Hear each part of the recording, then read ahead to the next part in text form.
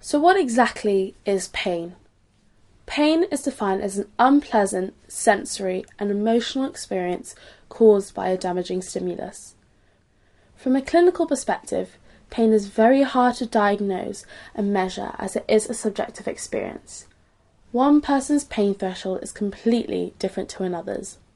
Various factors can influence one's threshold, such as genetic makeup, age, and emotional state. Pain is most often heard as a symptom integrated in most medical conditions ranging from depression to broken bones.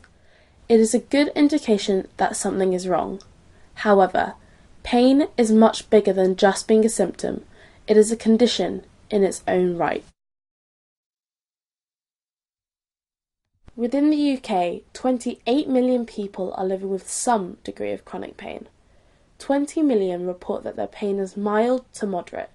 The pain stems from conditions such as migraines and joint pains. However, the remaining 8 million report that their pain is moderate to severely disabling, to the point where it impacts their everyday lives and more. The most common case of pain reported according to the Global Burden of Disease study in 2013 is lower back pain. Low back pain is a type of pain falling under the category of musculoskeletal conditions. Within the UK alone, 80% of Brits will experience back pain with varying degrees of severity. 30% of all GP appointments involve a conversation about back pain. It costs the NHS £4.76 billion a year and is the reason for 4.9 million days lost at work. There are three classical classifications of pain: acute pain, neuropathic pain, and chronic pain. Acute pain is essentially having a normal pain response. The medical term for acute pain is nociceptive pain. To have a normal pain response, there is normal transmission of a pain signal. This entails a detection of a stimulus, for example, heat from the flame of a candle. This information is then relayed through a physiological pathway which ultimately leads to a response, such as removing your hand away from the flame. The pain occurs temporarily and will eventually disappear as it will get better. With acute pain, over-the-counter medications such as ibuprofen and paracetamol are normally administered. These drugs target inflammatory pathways which occur during the process to dampen the pain response. There are two pathophysiological types of pain: neuropathic pain and chronic pain. Pathophysiological means that the biological system concerned with pain has gone wrong. This leads to an inappropriate pain response. There is much debate in the pain community about the two being their own separate conditions or if there are no distinctions between the two.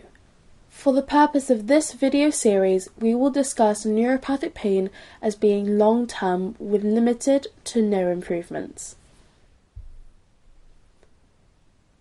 In neuropathic pain, there are changes at a physiological level, typically due to an underlying condition or disease at the nervous system, which leads to abnormal transmission of the pain signal. Nerve damage is a feature of neuropathic pain, which can be caused by several things, such as mechanical trauma or an underlying infection. An example of this is toothache. Unfortunately, neuropathic pain cannot be managed with over-the-counter medication due to its complex nature, as people will present with a variety of disease states and symptoms. It requires a multidisciplinary approach, which involves the combination of pharmacological, electrical stimulation, and therapy methods. An example of a neuropathic pain condition is phantom limb pain. Chronic pain is another pathophysiological type of pain. Clinically, pain is classed as being chronic when it persists for more than 3 months. However, it can persist for much longer than this. It shares similar physiological mechanisms as neuropathic pain, as there is an abnormal transmission of the pain signal. It also requires a multidisciplinary approach for the treatment and management of the pain. Over-the-counter medication does not work as the pain is more complex and needs targeted treatment specific to one's condition. Examples of chronic pain include fibromyalgia, multiple sclerosis, diabetic neuropathies, and joint pain like arthritis. Chronic pain can affect anyone of any age. However, it is most commonly seen in those over the age of 65. With the UK's ageing population, the cases of chronic pain and interest into it are rising. It has gathered several nicknames over the years, such as the hidden or silent epidemic. There are approximately 4.6 million GP appointments a year that discuss chronic pain. Those with chronic pain are 3 times more likely to be admitted to hospital. In 2012, 66% of people who went to A&E asking for help with their pain had been to see healthcare professionals about it more than 3 times within the previous 6 months. Chronic pain is also associated with a decreased quality of life, as it impacts several areas of one's life. This includes psychological well-being, career, relationship with friends and family, health, and finance. 16% of people living with chronic pain have reported that their pain is so bad that they have contemplated suicide. Geographically in the UK, pain clinics are not evenly distributed. In 2011, London had the most number of pain clinics with 32, and Wales had the least with 10. Pain clinics across the UK vary from one another. Each clinic will have different treatment approaches available to patients. These approaches are dependent on what the pain consultant in the clinic is interested in.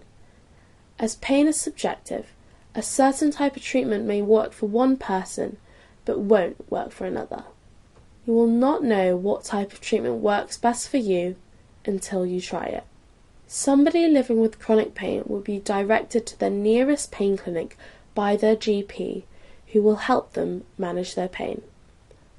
However, this leads to a postcode lottery, as whatever a pain clinic near you has available is what you'll get and be stuck with, unless you search for alternatives which may not be as close and convenient. With the realisation that pain is a condition in its own right, combined with the UK's ageing population, there is a need, now more than ever, for increased investment into research to investigate potential, effective, targeted treatments of pain. For this to happen, we need to learn more about pain, specifically its physiological pathways and possible targets for treatment.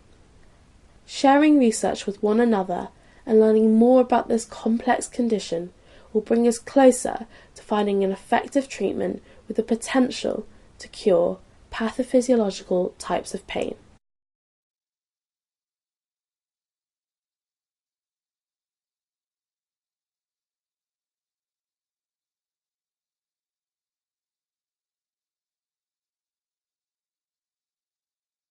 To support Pain UK, please like their Facebook page, which is Pain UK.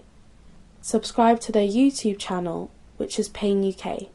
Sign up to become a member at Pain UK, or donate to Pain UK. All relative information about how to further support the cause can be found on their website, which is www.painuk.org.